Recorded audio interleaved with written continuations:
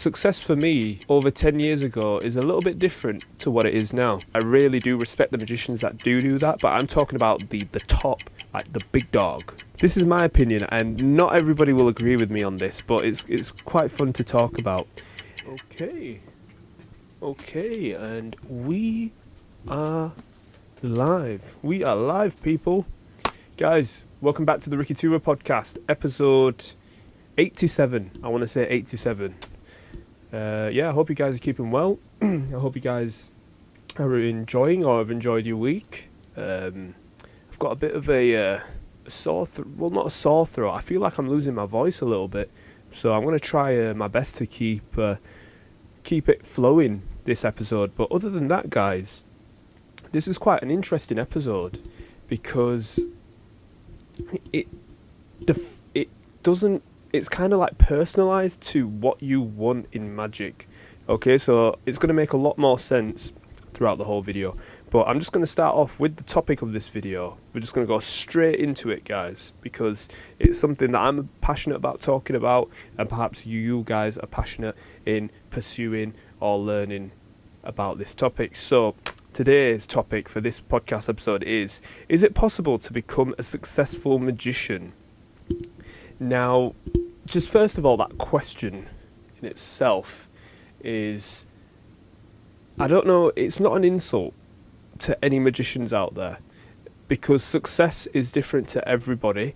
So what I mean by that question is, in today's modern era, so 2024, let's just start off with that. You've got social media, you've got online, you've got TikTok shops, you've got e-commerce. Like, I'm just saying a load of things that are in this year that possibly wasn't available in the past 10 to 20 years, which is crazy to say talking in 2024, but back then in 2014 you didn't really have stuff like AI, especially in the UK.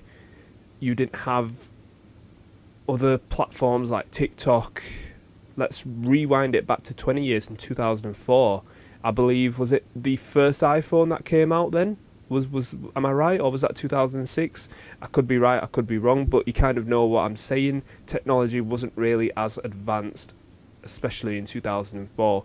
So what I'm saying is, by this question, is it possible to become a successful magician?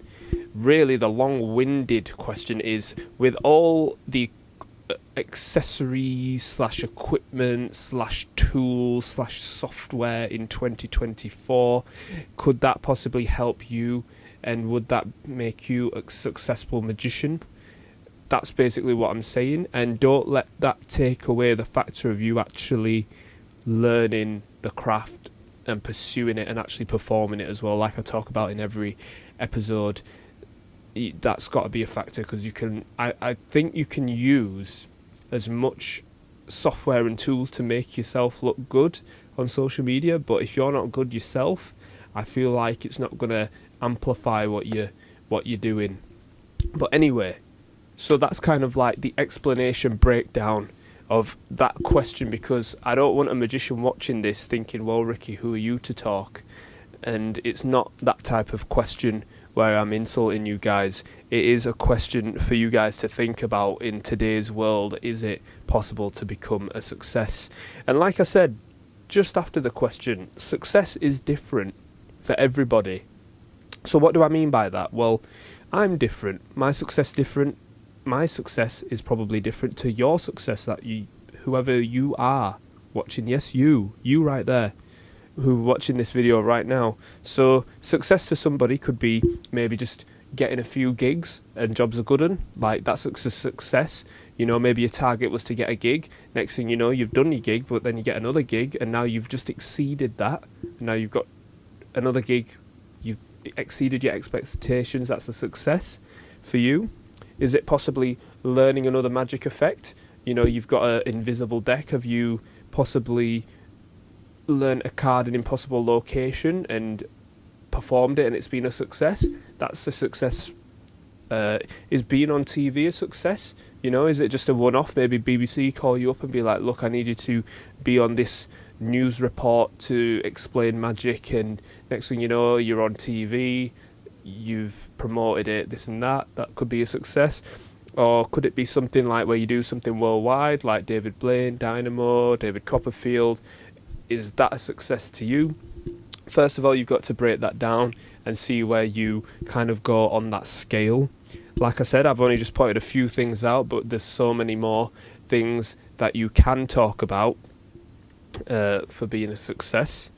For myself, what is success to me as a magician? That's a very good answer. Well, hold up. Let's rewind a minute. That is a very good question. And what I mean by that is because success for me over 10 years ago is a little bit different to what it is now. But the path is still the same. And I'm not going to dabble in this for too long. I'm just going to give you the short version because I believe I have talked about this previously.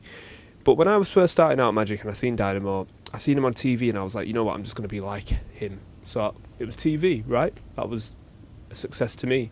Whereas now, technology's changed. This goes back into my little expanded question at the start of this episode. Now with everything here, AI, social media, TikTok, etc., I've kind of shifted towards TV to online now. Hence why you're watching this on YouTube. But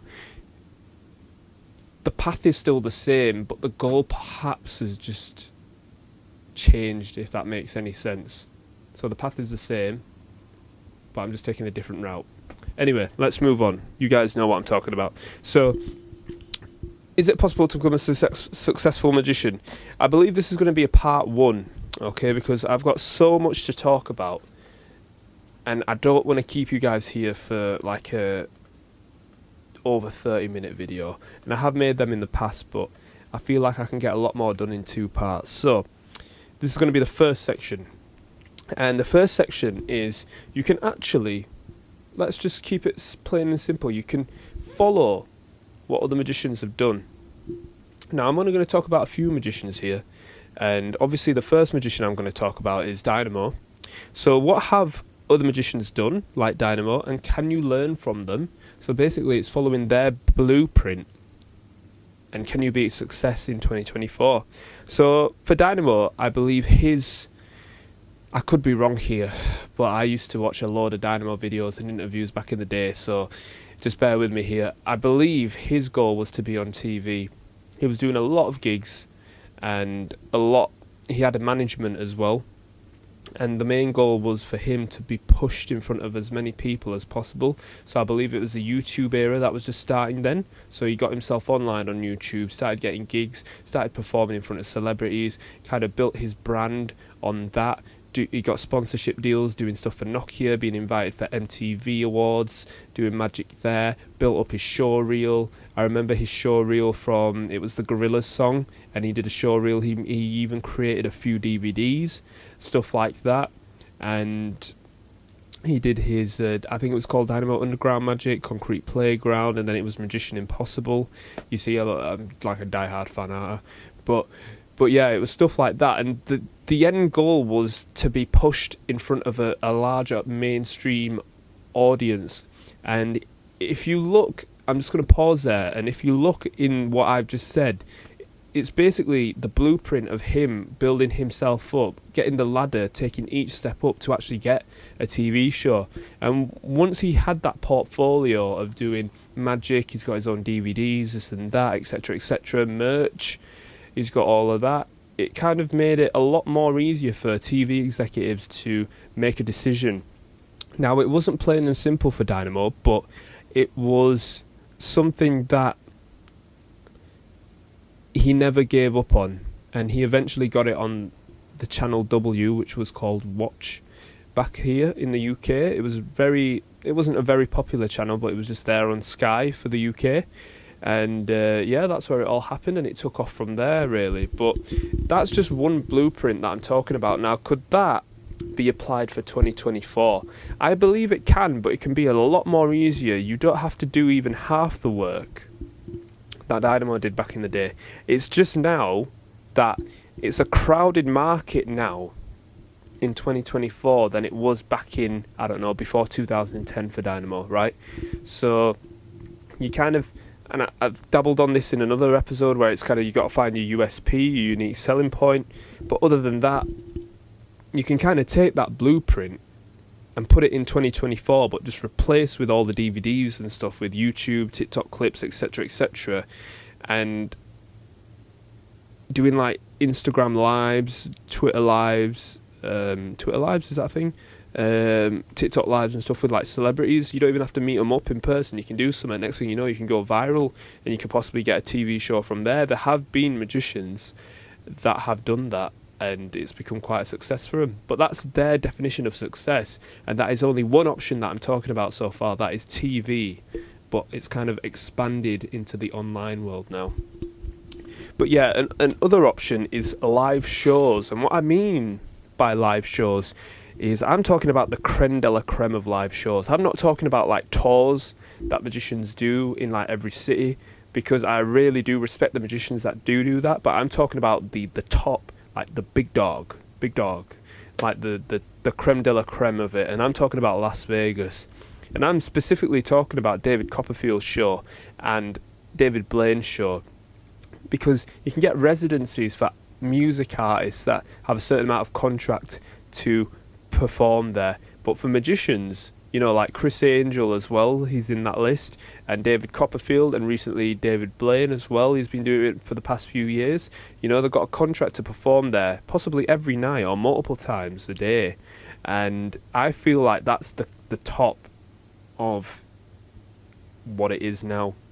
Now, if you look at all of these magicians again, you know, I'm not saying that you have to follow this route. It's just an example that I'm giving. But if your like kind of goal to become a success as a magician is to do that, then I feel like you've got to do everything that Dynamo did, but then do that times 10, and then go to the live shows, and then get your Las Vegas residency. Like, don't get me wrong, there's probably other ways, but I'm just talking from like my point of view. That's what David Copperfield did. David Copperfield had loads of shows, man. Like loads. I don't even think I've seen all of the shows. Like he did like the top shows, like making Statue of Liberty disappear. Like my man's making the moon disappear soon later this year. Like he's done a lot of shows, walking through the Great Wall of China. Yeah, my man's done loads of shows, and he was like the man. He still is, but he was the man back in the day. And then he shifted towards, you know, Las Vegas. And I believe now a good example is David Blaine. David Blaine has done countless TV shows, guys, and they've been quality TV shows. And I always remember one that sticks in my mind, Real or Magic. I remember watching that when I was in sixth form multiple times on YouTube, and I absolutely loved it. And it was just up there because it was such a good time as a Magic fan, because you had Dynamo on TV, you had Troy on TV, and then David Blaine was just like out of nowhere, Real or Magic as well. And he's done that so many times, countless regardless. And I feel like with David Blaine, because he's like an endurance artist as well, that just adds to it for the live shows. So it's kind of like you've got to see him just for that alone, other than the Magic. So he's taken that route that I've talked about previously, like Dynamo did, but he's done it times 10, and then he's gone on to the live shows. So basically what I'm saying, guys, is just follow the blueprint, but kind of tweak it to 2024. So yes, you can do stuff like that. I'm not saying be an endurance artist, but if you have something there that you can show online, you don't even have to have a TV show, just put something great out there and the people will see it. Now, I'm going to talk about something very, very interesting, because I feel, this is my opinion, and not everybody will agree with me on this, but it's quite fun to talk about. Another option, apart from the two that I've just talked about, and it depends on what country you are, I believe there are two main ones, okay, for this. So I'm talking about talent shows. So I'm talking about Britain's Got Talent and American's Got Talent. And I'm not going to lie, I see a load, and I mean a load of magicians on there now. It's very, very, very, very hard to actually separate yourself now on talent shows. Whereas I would say 2015 prior, you probably could have a chance if you were good. and you had a good story behind you as well for the audience to kind of back you on it. But in this day and age, if you want to go on a talent show, I feel like you either have to be like a kid that like the mainstream audience can like be like, oh, he's only young, or you can be like obviously an adult or a teenager, but I wouldn't even say a teenager now. I feel like a teenager would have to set himself apart. But I'm talking about like if you're an adult, you really, and I mean really, have to do something completely like 100. I'm not talking about 99%, like 100% different to what's been on the show. And fun fact, I actually got a request to actually be on Britain's Got Talent, the auditions, not on the main show, because you got to do an audition before, but I never took the request for it because I just wasn't up for it at the time. But I'm not saying it's impossible to do talent shows. What I'm saying is, if that is success to you, because it is possible, and there are magicians there that have done it before, but if it is kind of your goal to be on a talent show, by all means do it. Develop an act, do your audition to go onto the main show, and then just blow it away. Like, I'm not saying you don't have to do it. I'm just saying it's very more difficult in the world, as especially if technology is rising and stuff like that, to be a bit different on talent shows. But if you've got an act that's unique, like, do it, man. So one particular person that I'm going to mention in this, because I remember watching this man back in 2015, and I kind of like got to the liking of him, and I still do to this day. I follow him on Instagram. He goes by the name of Jamie Raven. Now, this was probably when the flood of magicians, the tap, was just about to come on, and Jamie Raven was the only magician, I believe, in that year to make it into the live shows. But I remember his audition. He did something so simple, but it was so effective. And I'm not taking anything away from him, because the simple thing he did, nobody else did, because there wasn't that many magicians on the show. So what I mean by that is, if there's not many magicians on the show, obviously an effect is going to be different from the other person. Even if you do the same effect as somebody else, you're going to have your own style on it. And at that moment of time, that's what made it different. Whereas now it wouldn't work. But yeah, there is a blueprint there from Jamie Raven. If you don't know what I'm talking about, just type in Jamie Raven, Britain's Got Talent, and you can kind of find a blueprint from there. But I feel like now that is an expired blueprint, but it's always something to look back on and say, look, how can I adapt that to 2024? And there's a lot of other magicians that have been on since. Check them out.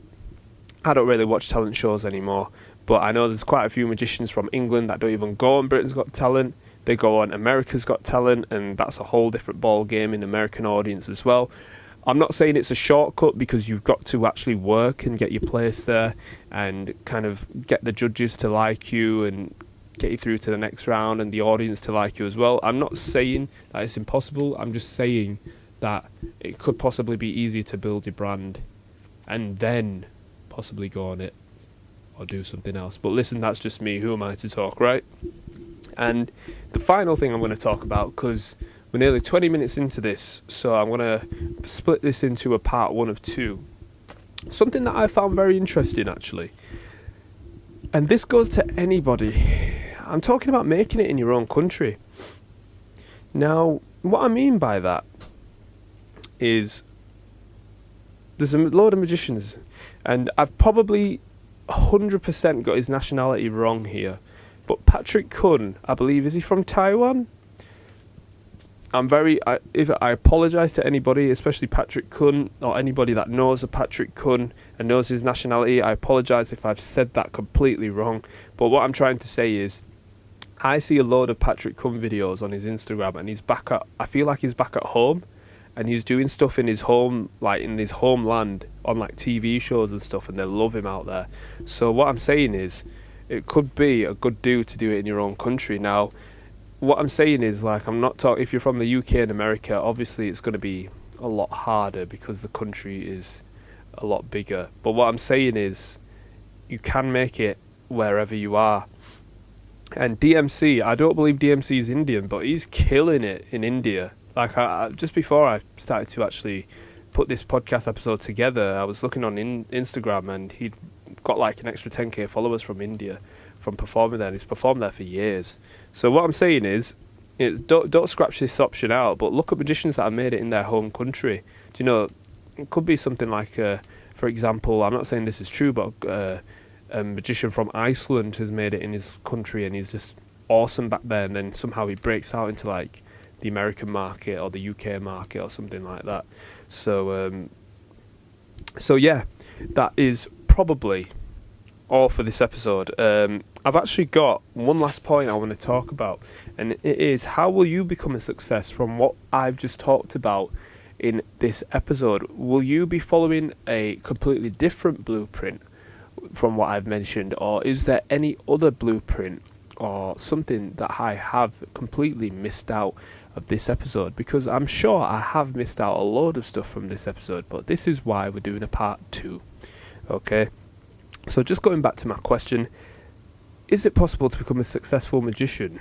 And how will you become a success? Will it be online, gigs, management, celebrities, doing magic to them? Let me know in the comments below, and I'm looking forward to doing part 2, because I'm going to talk about a few different things as well of if it's possible to become a successful magician in this day and age. But guys, that is all for now. I'm going to have to love you and leave you. This has been your boy Ricky2ra. We're going to sign out here, and I will see you guys same time next week. Guys, peace, stay strong. Remember, always follow your dreams.